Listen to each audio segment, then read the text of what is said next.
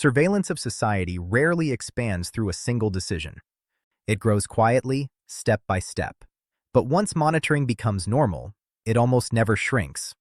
Why? In this explainer, we'll look at what a surveillance state actually is, why monitoring keeps expanding in modern societies, and how surveillance shapes behavior long before laws or force are applied. A surveillance state is a system where monitoring becomes a routine part of social, economic, and political life. It doesn't rely on constant punishment. Its influence comes from visibility, the awareness that actions, movements, or communications may be observed, recorded, or analyzed. Over time, that visibility changes how people behave in everyday life, what they say, what they avoid, and how they act in public and private spaces. Surveillance doesn't usually expand because of ideology or intent. It expands because it works. Each new layer of monitoring solves a problem, improving efficiency, reducing risk, coordinating complex systems, detecting fraud, crime, or disruption. Once monitoring proves useful, systems begin to rely on it. Data improves performance. Performance creates incentives, and incentives make monitoring difficult to remove. What starts as optional gradually becomes infrastructure. As instability rises during crises, shocks, or periods of uncertainty, surveillance expands even faster. When trust declines and social tension grows, systems demand more visibility.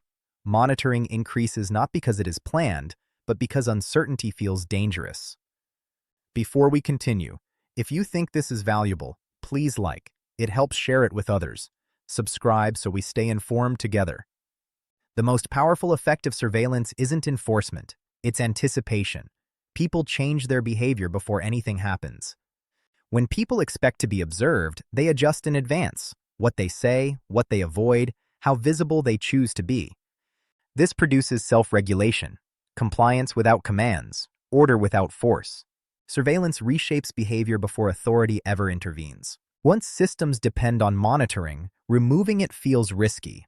Efficiency drops, uncertainty increases, responsibility becomes unclear.